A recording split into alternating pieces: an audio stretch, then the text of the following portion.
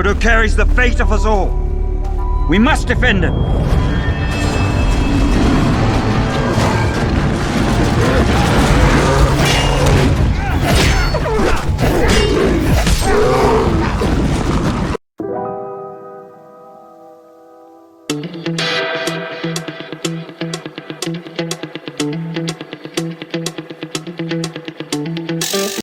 When it comes to The Lord of the Rings on the 6th generation consoles, there's no doubt that EA's The Return of the King is the undisputed king that rules them all. Although the game that would lay out all the groundwork for The Return of the King to become a masterpiece was the underrated game based off The Two Towers. Developed by Stormfront Studios and published by Electronic Arts, The Two Towers is a single-player third-person hack-and-slash title released on the PlayStation 2, the Xbox, and the GameCube. I won't be covering the Game Boy Advance version given it was developed by another company and it's a completely different experience as you would imagine. The game's plot lets you experience events not only from The Two Towers but also its predecessor, The Fellowship of the Ring. You can take control of either Aragorn, Legolas and Gimli to relive epic battles split into various levels from both films like the onslaught in Balin's Tomb, the skirmish at Amon Hen and the all-out war at Helm's Deep.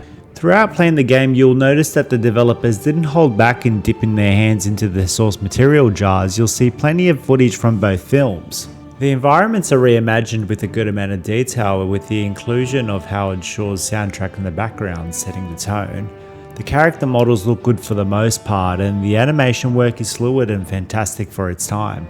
Not to mention it has pretty decent graphics, and the sheer amount of enemies that fit on screen in one particular level is a technical mastery in its own right. One of the standout visual features definitely has to be the transition between film footage into pre-rendered in-game cutscenes, which occurs at the beginning or end of each level, and it still hits that sweet spot even after 20 years. The Two Towers allows you to play across 12 different levels that you can freely select which character you want to tackle them with, besides the first two missions that include a tutorial in which you control Isildur, followed by an encounter with the ring wraiths on Weathertop that is exclusive to Aragorn. The gameplay is pretty straightforward, and each level has you either following a linear path that requires you to reach the end, and others are set out like an arena. To spice up the levels, mission objectives are weaved in with some standard tasks, and the occasional few are slightly unique. For example, in the Amon Hen level, you need to kill a certain number of Uruk-hai whilst you buy Frodo time to escape. And in another involving Helm's Deep, you need to continuously knock ladders down enemies are climbing onto to avoid being overrun. You'll also be treated to some special guest appearances from the likes of Gandalf and Frodo, who step into the fray to lend you a helping hand. The combat is of course where this game shines most, with fast-paced action that feels like it doesn't take a breath. Even though it presents itself like a hack and slash title, it could very well be considered a beat 'em up to a degree also. You have basic offensive moves like light and heavy attacks, some kicks and shoves, and a finishing move for putting knocked over enemies out of their misery. Defensive options are readily available, such as parrying and evading, and you can strike enemies from a distance with ranged weapons as well, which is a blast if you're playing as Legolas. Each character shares the same button layout, although they execute moves differently and they possess unique attributes to create differences in their playstyle. Gimli is very powerful, but he's slower to execute moves, whereas Legolas is more agile, yet his attacks are slightly weaker. And Aragorn is a mixture of the two, making him the most balanced. There are some RPG-like elements implemented which allow you to level up and upgrade your characters by gaining experience points from defeating enemies. At the end of every level you can purchase new combos, specialized moves, upgrades for your ranged weapons, and more permanent enhancements like increased health. The Two Towers adopts a grading system quite similar to the Devil May Cry games, in which you are continuously graded on each kill as opposed to constantly needing to pull off long combos to increase your overall star rank like in DMC. Avoiding incoming attacks and performing different moves and combos will increase the skill meter that will determine each grading, and doing the opposite will garner a less encouraging outcome. Successfully building up the meter completely allows you to enter perfect mode, which buffs your attacks, and each kill counts towards a perfect grading for a limited time.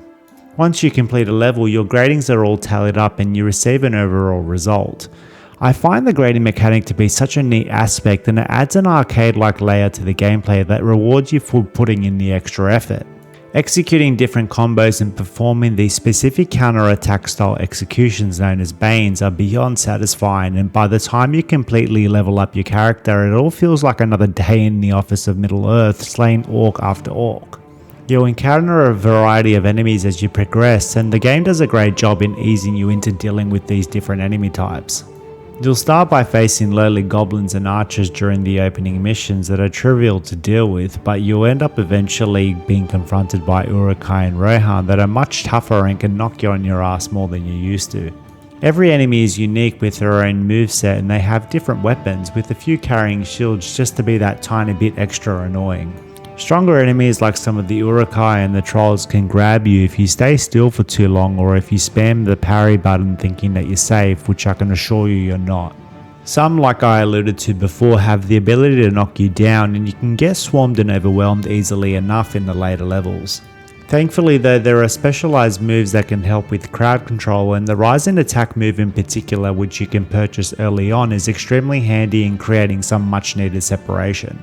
There's a difficulty spike when you reach Fangorn Forest, as you'll come across trolls and berserkers that can be tricky at first, but in due time they can be easily dealt with.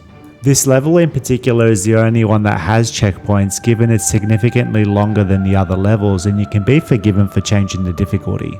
You'll also come across boss fights that are incorporated into levels, like the Watcher on the way to Moria and the Uruk-hai lead alerts in Amon Hen, to name a few, and some get their very own level like the Ring Wraiths. These encounters consist of patiently blocking or avoiding attacks and waiting for the opportune moment to strike rather than going in all swords blazing. If you're looking for long and drawn out boss battles, then you'll probably be disappointed with these, as the majority of them end before they've even started. Regardless of that though, they still bring some excitement and a different element to the combat that's pretty interesting. Completing missions allows you to unlock additional content along the way, like interviews with the cast, concept artworks and images from the films that can keep you occupied if you're interested in behind the scenes stuff. You have to go for a Gimli. Once you finish the game with at least one character, you can go back and replay levels with your unlocked upgrades, and there are additional bonus levels and a secret character you can eventually access. If you happen to be a perfectionist, then you can go back and improve your gradings across all the levels, or you can simply just go back and have fun by running rampant and showing off moves you couldn't do before in earlier levels. The Two Towers as a whole is a fantastic experience for fans of The Lord of the Rings, and it doesn't fail to capture the thrilling action and adventure that makes the film so great. Playing through the various levels creates this immersive effect as if you're adding your own twist to the events that transpired in the films. From the inclusion of scenes from the films and Howard Shore's immaculate soundtracks either intensifying the action or building up the suspense, it's an overall well-designed game with an easy to learn and fun to master combat system that will keep you occupied with its high-octane gameplay, and it has replay value to keep you around just that little bit longer. At the time of its release, this game defied the expectations for licensed games, and it set the standard for what they should aim to be by sticking as close to the source material as possible. If you feel like getting back into this era of gaming, or even if you're just getting into it, I highly recommend giving this game a shot, as it does a hell of a lot more right than it does wrong. And it's definitely worth picking up first before you play its incredible darling sequel, the one Lord of the Rings game to rule them all, The Return of the King.